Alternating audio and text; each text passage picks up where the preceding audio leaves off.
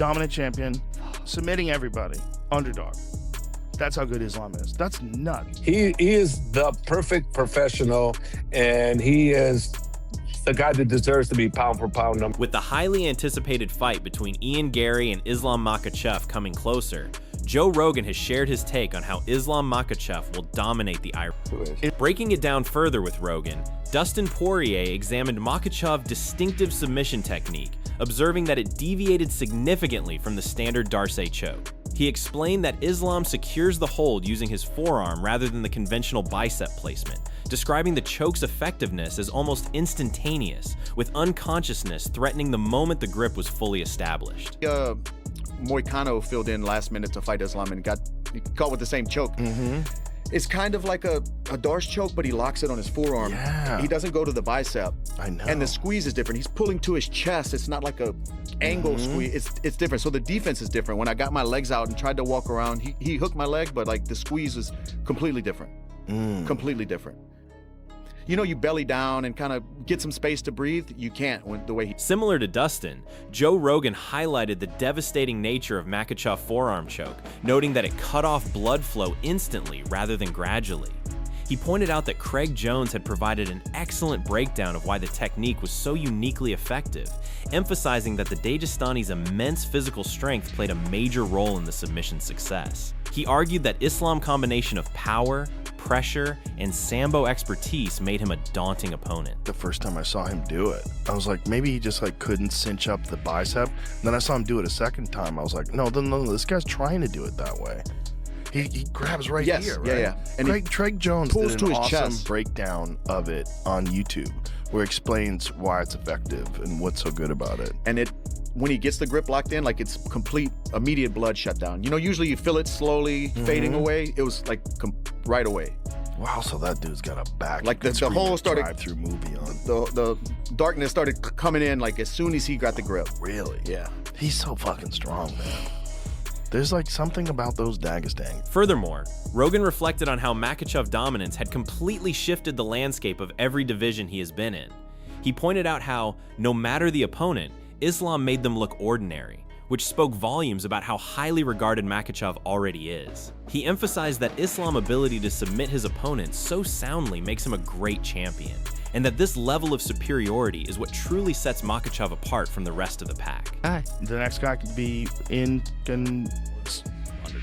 Oliver was the underdog. It was not a lot, but yeah, he was. Yeah, That's crazy. insane. Champion, dominant champion, submitting everybody, underdog. That's how good Islam is. Meanwhile, expressing his take, John Jones gave his prediction on the Makhachev-Garry matchup, stating that Islam's wrestling background would likely prove to be the difference maker. He observed that Makhachev's capacity to decide whether the contest unfolded on the feet or the canvas gave him a notable edge. Jones remarked that Islam's supportive camp and deep-rooted beliefs created a strong foundation for his performances. He finished by saying that Islam's established track record made him the logical choice to emerge victorious. I'm gonna fight against Ian Garry next, right? I assume that Islam's gonna win that one just because of his wrestling pedigree. You know, to be able to dictate if the fight's gonna be standing or on the ground, it's a great gift. Another guy with a strong team behind him, strong faith. I'm not rooting for anyone in that fight because I don't know either one of those guys on the personal level, but I'm assuming that Islam's gonna win. That's my... Being on the same page as John, MMA legend GSP analyzed that Islam would look to drag the contest to the floor whenever possible. He noted that securing takedowns would give Makhachev a substantial upper hand against his opponent, acknowledging that Garry possessed dangerous stand-up skills and would hold the advantage if the bout remained on the feet. He suggested that the outcome hinged on which fighter could successfully dictate where the action took place. He left his assessment balanced, recognizing the threats both men brought to the table. Wow, yeah, that's wow. I think it's gonna be a good fight. Ian Garry, it's definitely a tough opponent, very good striker. But Islam once again is gonna be his goal gonna be to bring the fight to the ground, and I think if he's able to do that, he's gonna have an edge. If Ian Garry is able to keep it on the feet and Jan gonna have an edge, you know, so it's gonna be interesting. St. Pierre also offered his view on Makhachev overall abilities, describing Islam as the more versatile fighter in comparison to the welterweight crop. He pointed out that his ground game provided a clear advantage in that area against most opponents. GSP suggested that Makhachev would lean on that strength whenever he stepped into the cage with anyone at 170 pounds, and emphasized that Islam's comprehensive skill set distinguished him from others in the division. He concluded that Makhachev's capacity to impose his approach would determine his future success. Has the edge in terms of skills because he's more well-rounded. He can do it all. And he, especially with his grappling, he's got an edge in that department. And I think that's what he's gonna try to go for when he fights one of these. Meanwhile, as a crucial part of Islam fight camp, Javier Mendez spoke about Makhachev's adjustment to welterweight, highlighting that Islam appreciated not having to undergo severe weight reductions. He observed that Makhachev had added noticeable size and muscle since moving up in weight. Mendez stressed that Islam's commitment to training and work ethic made the transition effortless. He suggested that competing at welterweight allowed Makhachev to showcase his abilities more effectively. He concluded that Islam's increased physicality made him an even greater threat in the division. Is he enjoying actually being a welterweight champion versus lightweight? I'm sure he's enjoying it because he's become a legendary fighter now. No matter what happens, he's a legendary fighter, and he's going to be considered in the pound for pound list. Where he ranks in the pound for pound list when he's finished, we'll see. But the eating part, I think he loves the fact because this man loves to train. And Saif Safula, the coach that's with him the most, is getting him lifting weights, and he's bigger. He's bigger. I told you guys, Islam was bigger, so he's a much bigger guy. So it could very well be that when he loses weight, he loses maybe the same amount of kilos that he did when he was a lightweight, you know, because he's a bigger version. Moreover, Mendez evaluated the potential Makhachev-Garry showdown, identifying Ian Garry as the top contender in the welterweight division. He noted that Kamaru Usman would have presented the most difficult stylistic challenge, but Garry stood out among the available opponents. Mendez emphasized that Islam's capacity to follow fight plans precisely would be crucial against a striker like Garry. He argued that Makhachev's versatility and ring intelligence would give him the upper hand. He concluded that Islam's meticulous preparation and experience would be decisive factors in the contest. Ian Garry, out of all the guys, as far as ranking, I think he's number one. I think he's number one. And for me, stylistically, I've always said, because Islam wants to fight him, is Kamaru Usman, to me, stylistically, is our toughest challenge. But the Ian Garry is the rightful number one, in my opinion. And then from there, maybe Michael McDonald, the old kickboxing guy. And then Carlos Prates really impressed me. Really impressed me what he did. How to crazy JDM. was that, man? The Carlos Prates performance of the JDM. It was crazy. On the other hand, Chael Sonnen examined Ian Garry's declaration that defeating Makhachev would earn him the pound-for-pound crown. He conceded that Garry's reasoning wasn't flawed, but noted that the welterweight star seemed to be jumping several steps ahead. Sonnen observed that Garry currently sat outside the pound-for-pound rankings entirely, making his claim particularly bold, proposing that Garry was operating as both a fighter and a showman, building intrigue around an already monumental task regardless of whether Garry could ultimately deliver on it. Become the #1 pound-for-pound fighter in the world by beating Islam. And by the way, if you beat Islam, are you the #1 pound-for-pound fighter in the world? Like, he's not necessarily wrong. It would just seem to me, guy like Garry, guy's the #1 contender. He comes out, goes out, gets his world title shot. I mean, that's the #1 thing that he's working towards. So he gets the title shot, and then he's got to go out and get the belt. Now, it's a byproduct, right? The belt is a byproduct. If you go get rounds 1, 2, and 3 better than he got rounds 1, 2, and 3, or you could even do it in 3, 4, and 5, or you could get 1 and 4 and 5, or you could do 2, 3. Furthermore, Sonnen weighed in on the welterweight title picture as presented by Michael Bisping, acknowledging that Garry had defeated top contenders Bilal Muhammad and Carlos Freitas. Building an impressive resume, Sanhoon noted that while Kamaru Usman also deserved consideration, Garry's youth and continued improvement made him an intriguing option. He argued that Garry's stock had risen even in defeat against Rachmanov, proving he belonged at the highest level. He concluded that the welterweight division needed someone like Garry to step forward and generate excitement. Bing says, hear me out. Ian Garry is the #1 ranked guy on the planet, and he's beaten some tremendous fighters along the way. And of course, he took Shavkat Rakhmonov in a #1 contender match, took him 5 rounds, almost got a submission in the 5th round. Since then, he comes back and the man is still fighting. Last time out, he took out Belal Muhammad, who's a former champion. Before that, he took out Carlos Pradas, one of the hottest names right now in the division. You can't deny what he's done in his career. You just can't, Bisping said.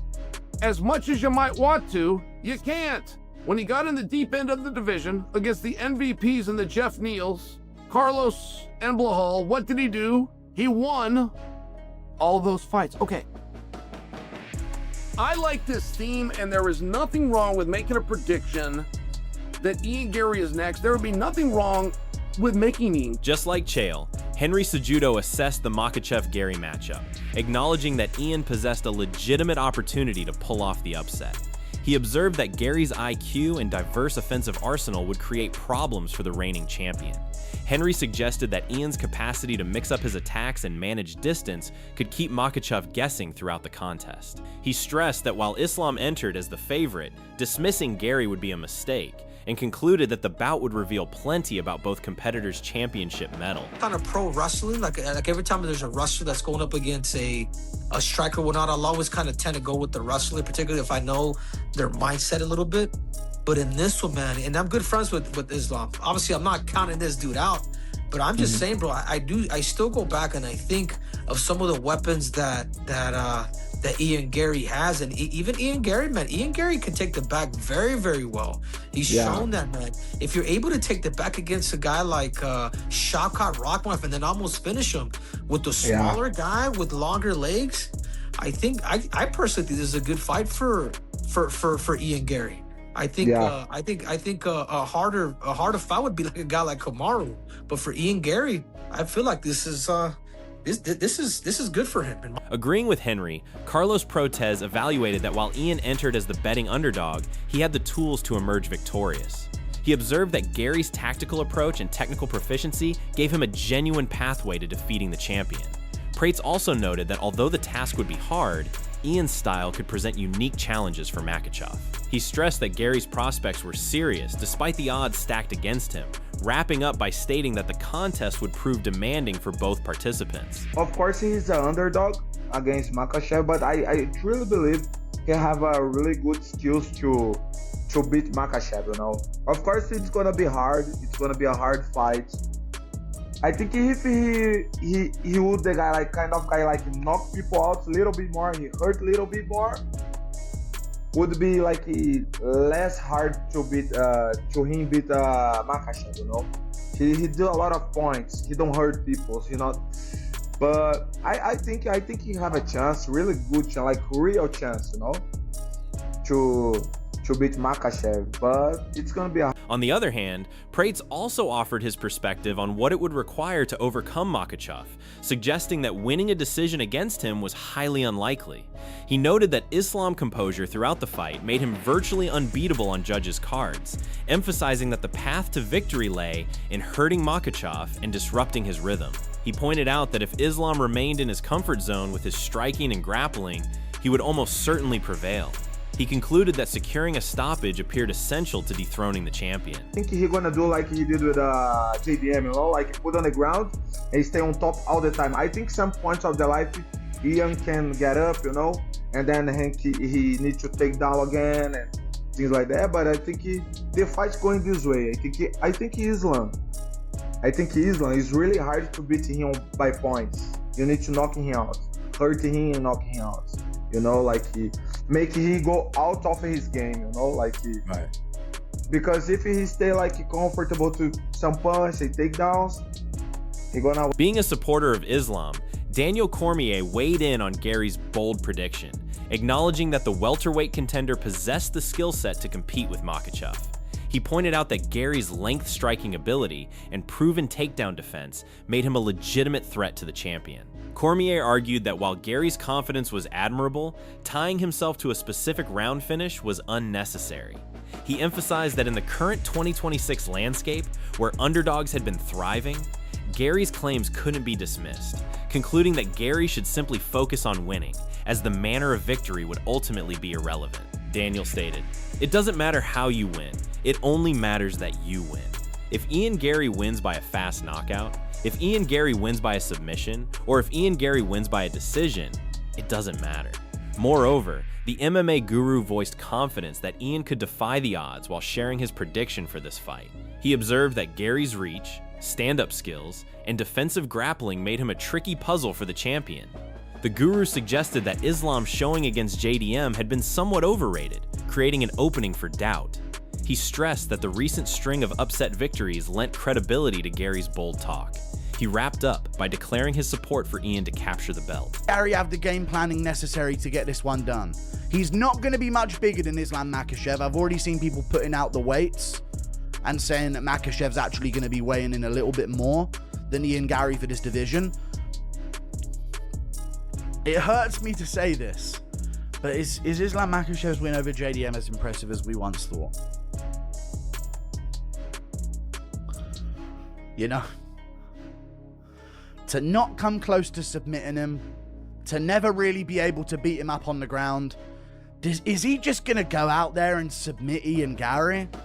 Way bigger than him, way taller than him, not bigger than him, but frame-wise. That's a tougher man to hold down. Ian Garry's very athletic. Yes, Shavkat Rakhmonov got him down in the fight, but Shavkat pre-ACL tear, listen, Shavkat pre-ACL tear was quite a formidable. Guru also made the case for Garry earning the opportunity, insisting that Ian stood as the most accomplished contender in the 170-pound division. He highlighted that Garry had taken out Carlos Prates on late notice and had gone toe-to-toe with Shavkat Rakhmonov. The guru downplayed Morales' resume, contending that defeating Sean Brady wasn't a significant achievement. He noted that Garry's readiness to accept difficult assignments on short notice had earned him this shot. He concluded that the promotion had made the right call in choosing Garry as Makhachev opponent. Prates JDM. Okay, and this is interesting to see Garry get the shot over Prates and Morales, because there were rumors that it was going to be Morales. And I was saying the whole time, no, it should be Ian Garry. He's the #1 contender in the welterweight division. He's the most proven out of any of the contenders. I'm sorry, Morales just beat Sean Brady and clobbered him because he's an imp for the division. That doesn't really prove much to me other than finishing potential. And Prates got schooled by Ian Garry when Garry stepped up on short notice. So I do think they've picked the right contender for this defense. Moving on, in preparation, Makhachev has been approaching this camp with his characteristic quiet, shunning the spotlight in favor of focused preparation. He has been drilling the fundamentals relentlessly, ensuring his base remains unshakable, while also sharpening his overall grappling and wrestling arsenal. Observers have noted the champion's emphasis on endurance work, pushing his cardio to new levels alongside his technical refinement. He has been working extensively on his takedown sequences and ground control, leaving no stone unturned. Смотрел бои, там кто-то рассказывает, вижу интервью, что там диски были первых боев UFC в нужное время. Вот у меня было тогда такое время, когда я менял разные виды спорта от одного к другому, переезд там с Махачкалы я переехал, там пригород. Так каждый. Что-то больше нету.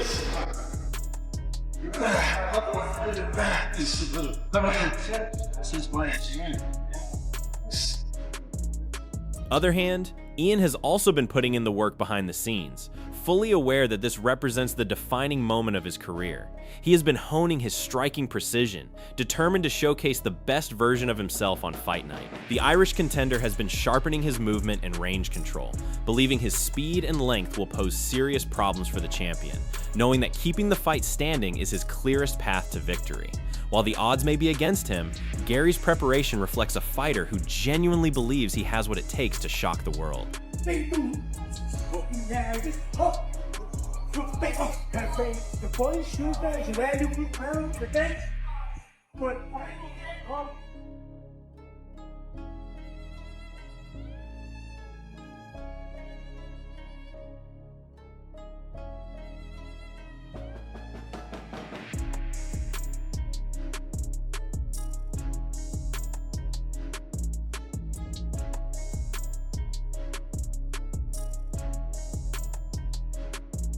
In the end, This matchup presents a compelling contrast between the established champion and the hungry challenger. Makhachev enters with his characteristic discipline and relentless grappling, while Garry brings confidence and a belief that the underdog era is still alive. The Irishman has prepared meticulously to neutralize the Dagestani's wrestling, but Islam's ability to impose his will remains the defining factor. If Garry can keep the fight standing and utilize his range, he has a genuine path to victory. However, should Makhachev succeed in dragging the contest to the canvas, it could be a long night for the challenger. Drop your thoughts in the comments below, and if you enjoyed this breakdown and what comes next, make sure to like and subscribe for more MMA news and analysis.